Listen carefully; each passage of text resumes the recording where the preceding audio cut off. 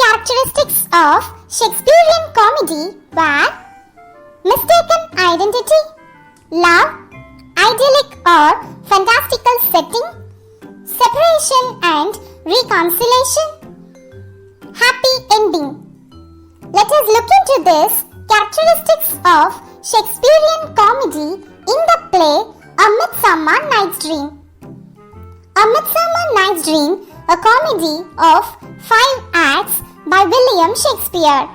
He had written this play between 1595 and 1596 and published in 1600.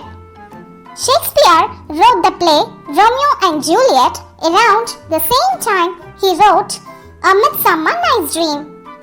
Now, let us first know about the outline summary and then we move to the characteristics of Shakespearean comedy in this play at the end of this video. The setting of the play took place in Athens. For a clear understanding, let me first divide the play into 4 plots.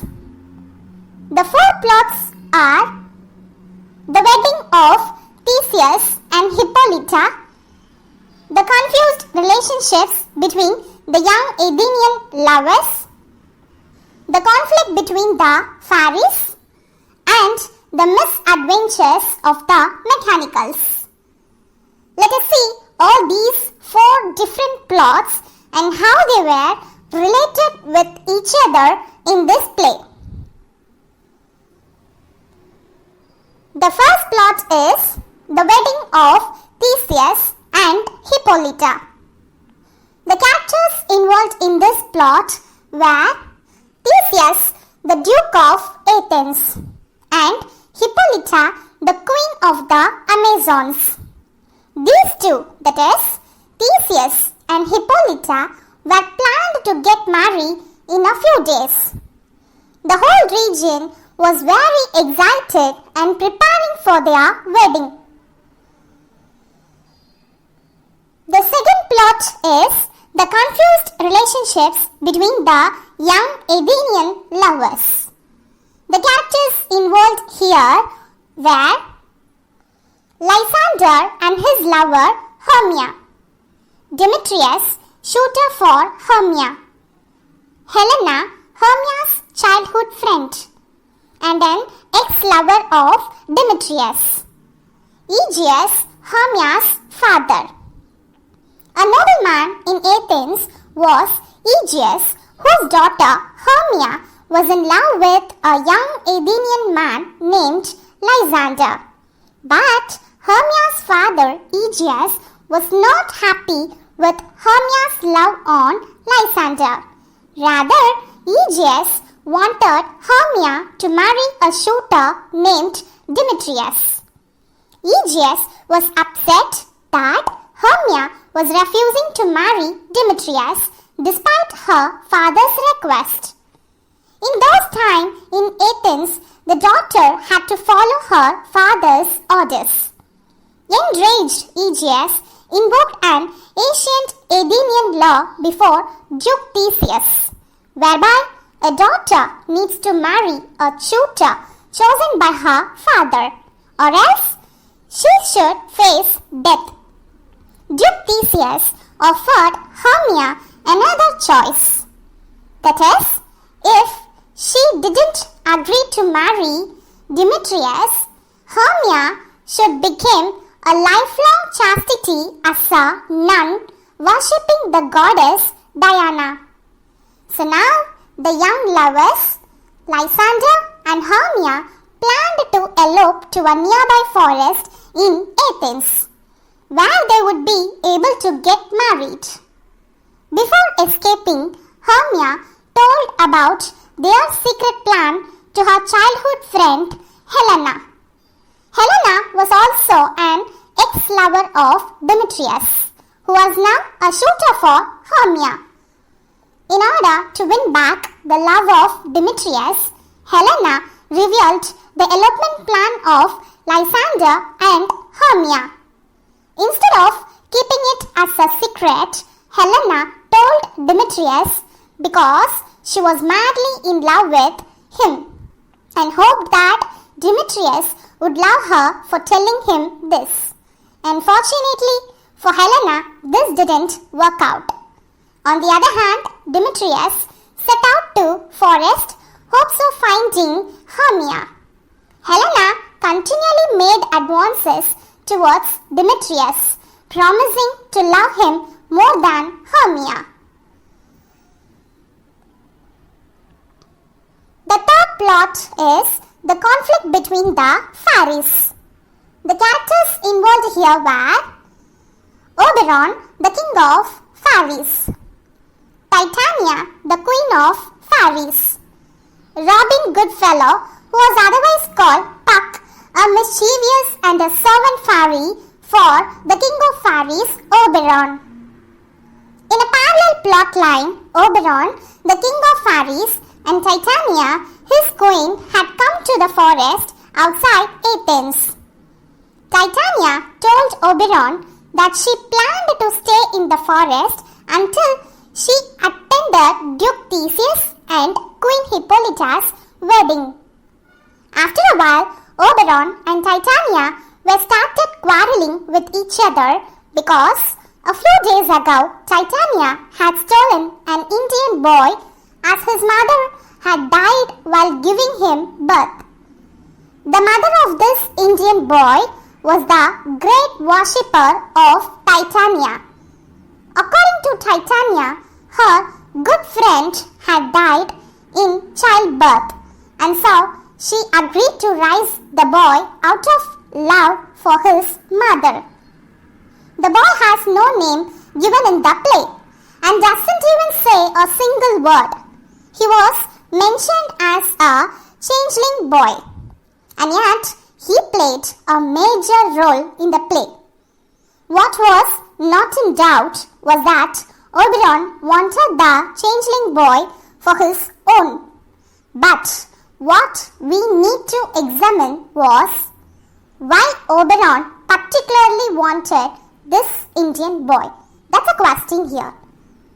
Oberon claimed to want the boy to become his attendant, but in reality he was just jealous of all the time when Titania was spending more time with this little Indian boy and not with her husband Oberon.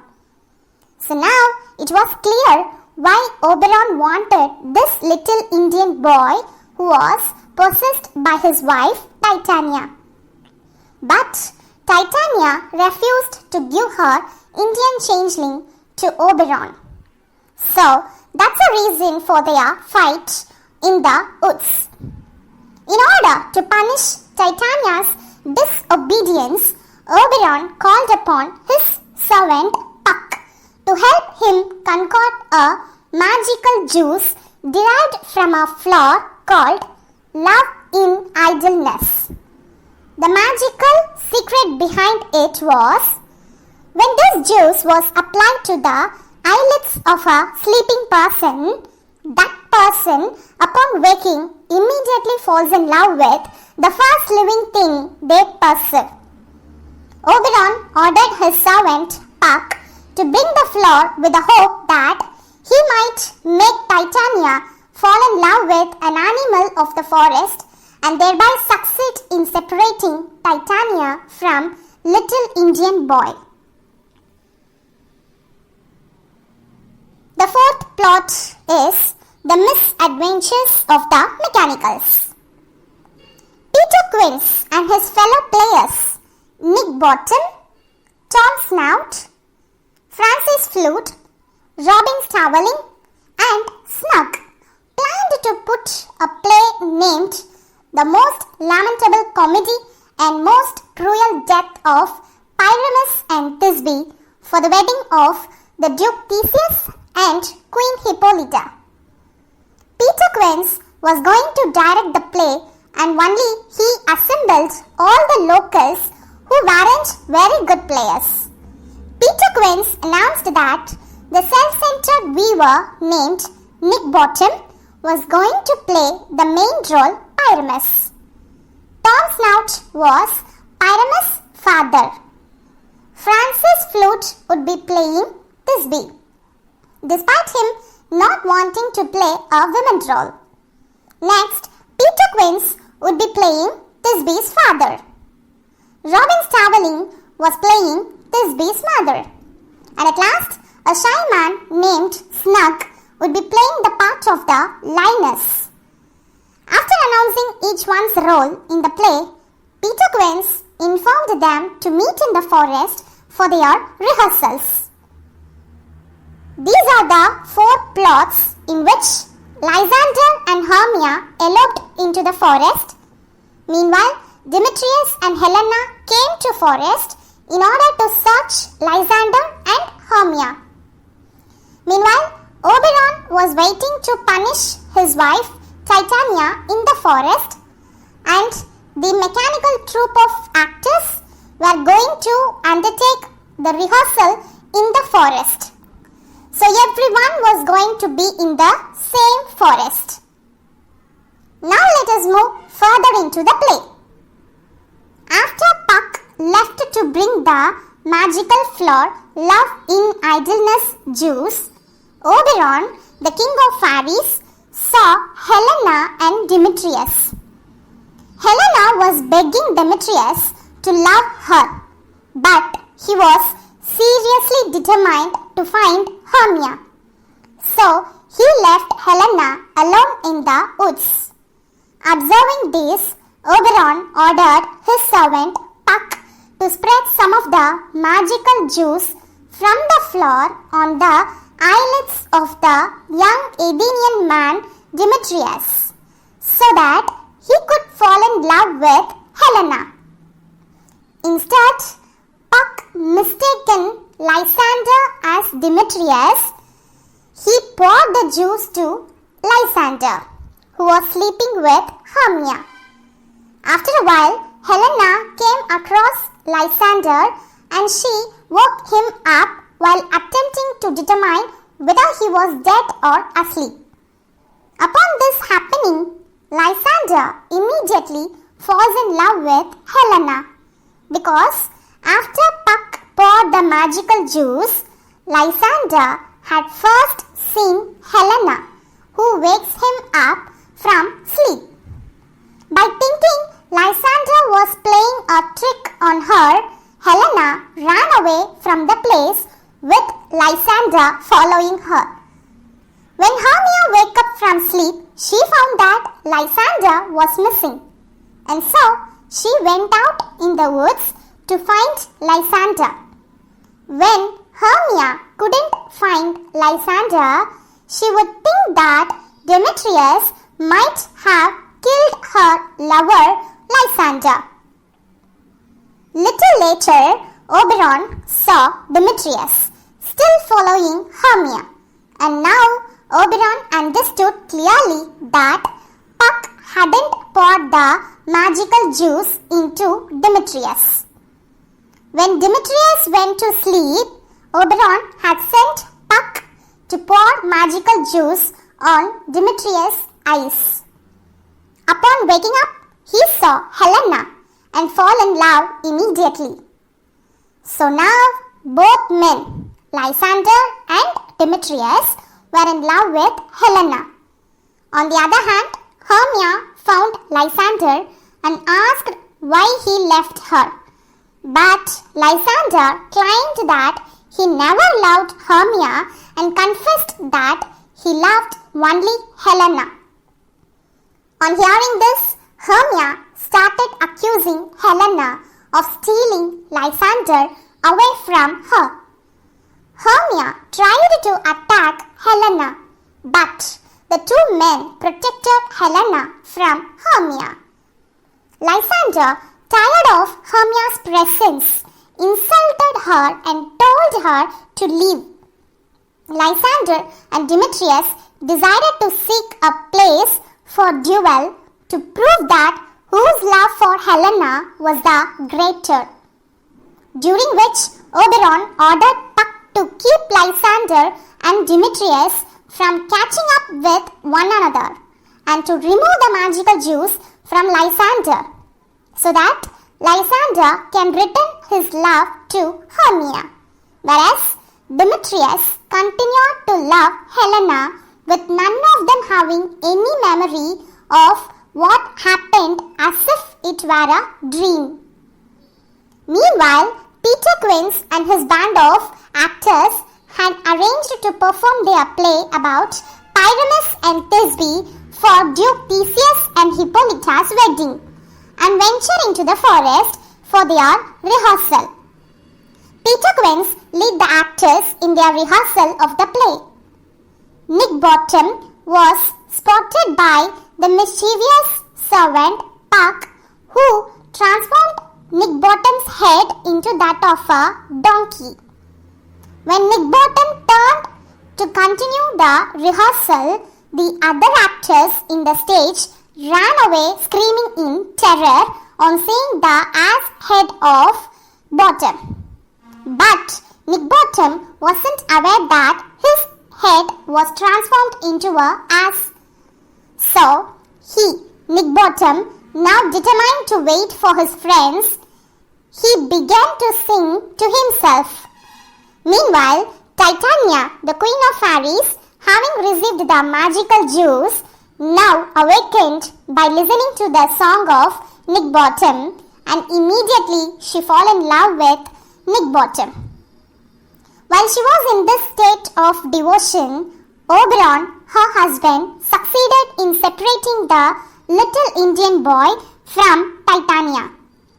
Having achieved his goals, Oberon ordered his servant Puck to remove the donkey's head from Nick Bottom and arranged everything so that the young lovers, eventually all four, found themselves separately falling asleep. Once they all fall asleep, Puck removed the magical juice only from Lysander, so that Lysander would return back again as the lover of Hermia. But Puck didn't remove the magical juice from Demetrius, because if he removes, then Demetrius would stop loving Helena. After rejoining the two couples, the fairies disappeared. Now, Duke Theseus and Hippolyta arrived on the scene, and they find the lovers were sleeping. They wake up the lovers, and since Demetrius no longer loves Hermia, hence Duke Theseus accepts the relationship between Lysander and Hermia. The lovers at first believe they were still in a dream, and they can't recall what had happened. After they exit, Nick Bottom woke up, and he too believed that he must have experienced a dream. At Peter Quince's house, he and his team of actors worried that Nick Bottom had gone missing. Peter Quince lamented that Nick Bottom was the only man who can take on the lead role of Pyramus. Now, after waking up, Nick Bottom returned back to his troupe of actors, and they all get ready to put on a play Pyramus and Thisbe on the wedding of Duke Theseus and Hippolyta, Lysander and Hermia, Demetrius and Helena. In Athens, Theseus, Hippolyta and the lovers watched the 6 actors performing Pyramus and Thisbe. The performances were so terrible, playing their roles, that the guests laughed as if it were meant to be a comedy, and everyone retired to bed. Afterwards, Oberon, Titania, Puck and other fairies entered and blessed the house and its occupants with good fortune. After all, the characters leave. Puck suggested that what the audience experienced might just be a dream. Yes, this is a Midsummer Night's Dream. Now, after coming to know the outline summary of the play, you can spot very well the characteristics of Shakespearean comedy. At first, the mistaken identity of Demetrius as Lysander by Puck. Then, love of 3 couples, Duke Theseus and Hippolyta, Lysander and Hermia, Demetrius and Helena, Oberon and Titania, the fairies. Idyllic or fantastical setting was an enchanted wood outside the city of Athens. Separation and reconciliation of Lysander from Hermia, Demetrius from Lysander, Titania from Oberon. And finally, happy ending was a marriage of 3 couples and the comedy play that was enacted on the stage. Yes, before ending this video, I would like to give you the brief note on the Roman mythological story Pyramus and Thisbe, which the 6 actors performed on the wedding. The tragic story of Pyramus and Thisbe sounds very much like Romeo and Juliet by William Shakespeare. The tale was first told by Ovid in Metamorphoses. The story was about 2 neighboring youths, Pyramus and Thisbe, who fall in love. The only problem was that their families hate each other. They were forbidden to meet in person. So, these lovers communicated through a small crack in the shared wall between their houses. One day, they decided to meet in person. When Thisbe arrived, she saw a lioness with a bloody mouth, who has just finished killing its prey. Terrified, Thisbe flew but left behind her cloth. The lioness randomly shredded Thisbe's cloth, smearing it with blood.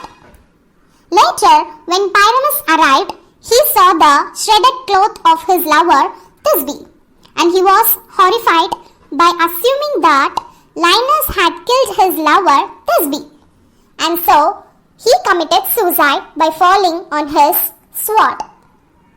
As he fell, his blood stained the white fruit that falls from the mulberry tree. After a while, Thisbe returned and found Pyramus dead. So she too fell on Pyramus' sword and killed herself. In pity, the god permanently turned the white fruits of mulberry trees into a crimson colors. Crimson colors is a deep red colors. In this play, A Midsummer Night's Dream, through the bad performance of the actors, the tragedy of Pyramus and Thisbe story was portrayed as a comedy. Hence, this comic effect lead to the happy ending of the play A Midsummer Night's Dream. Shakespeare had brilliantly managed to play comedy and tragedy against each other in such a way that draw the 2 stories into a mirrored relationship.